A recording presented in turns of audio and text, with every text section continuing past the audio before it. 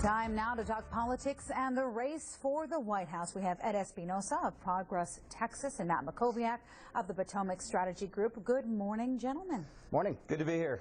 Well, let's begin with Donald Trump's visit to Austin just yesterday. He appears to be softening his tone on immigration. Again, yesterday he was joined on stage by a Border Patrol agent and also mothers of children killed by undocumented immigrants. Do you think it's too late in the game to revise his immigration goals? And do you think this is sincere or a push for votes? Ed, let's start with you.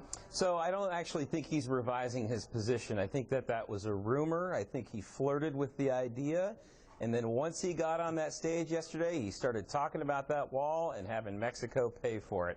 I don't think it's going to be any different. And even if it was different, yes, it's absolutely too late. He would risk compromising his hardcore base of supporters, and he would also risk being even more disingenuous to the new voters that he's trying to attract. So that genie's out of the bottle, so to speak. He is the anti-immigration candidate. He is branded as such, and he's not going to fix it. Matt?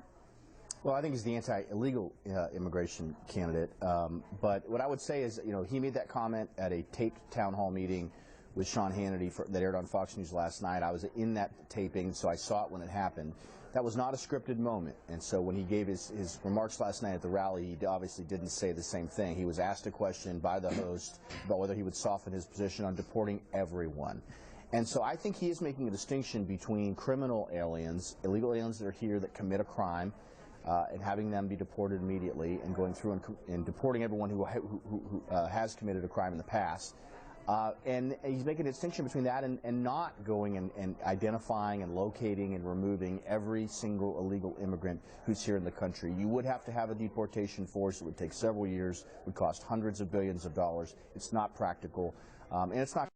And so I think he may be getting mugged by reality a little bit on that aspect of this.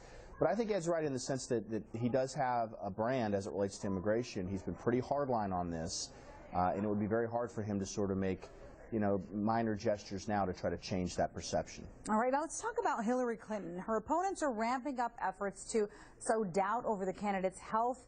Her doctors affirm that she's absolutely fine.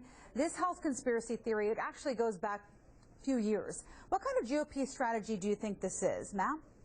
Well, I don't necessarily think it's a good strategy. I do think Hillary should release her medical records. I believe Donald Trump should release his medical records. She's 68, he's 70. It's the age of life where you could have problems, and it's something the public should know. This is the most grueling job in the world. You're signing up for 4 and perhaps 8 years. Look, I will say, having worked in Washington, including in the United States Senate, there was chatter about Hillary's health a few years ago. I remember she had to postpone, I think, her testimony in front of the Benghazi committee because she was receiving medical care for a few days. I can't remember the specifics of that. But yes, it is irresponsible to suggest something without any facts, but there aren't any facts because she won't release her medical records. And so I hope she'll do that soon, and I hope Donald Trump does too. Look, it's not just about releasing medical records. It's that Donald Trump likes to chase conspiracy theories and likes to promote hoaxes if they sound good or if he thinks they make a good sound bite. Look, these are two candidates that are in relatively good health, considering their age and considering the stress and grueling nature of a national campaign. I don't think there's been any doubt in her health. People do get sick from time to time. I was sick and missed this segment last week.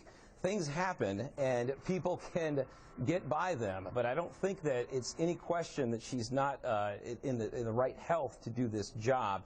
Let's just look at John McCain in 2008. Here's a guy who has had issues before. POW who has still suffering from injuries from his time in the war, to the extent that they're questioning Hillary Clinton's health in 2008. This is a non-issue, and we just need to get past it. But McCain did release his medical records. Okay, we're going to leave it at that. Now, Clinton may be beating Trump in the polls, but he outpaces her on social media. 11 million Facebook likes to her 5.5 million. Talk about perhaps maybe the important role that social media has in allowing candidates to reach voters who are, I would say, maybe unattainable in some stances.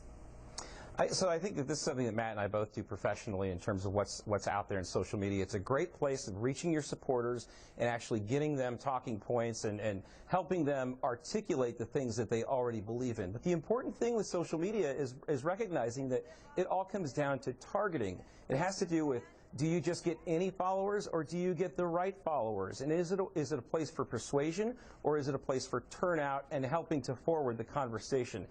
If it was a way to win elections, I think that Wendy Davis would probably be governor right now, because I think she had a lot more followers than Greg Abbott did. But the size of the following is not as important as the quantity of the following and how targeted it is. And I think that's what we're looking at here with Donald Trump's lead in Facebook followers. Matt, do you agree?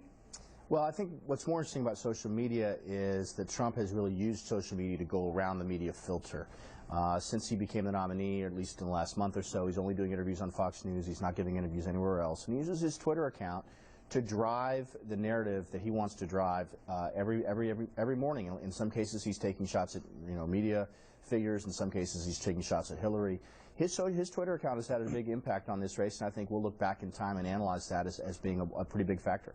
Yeah, it was actually, I mean, he definitely won the Twitter primary this year. And as to whether or not he'll win the Facebook election, remains to be seen.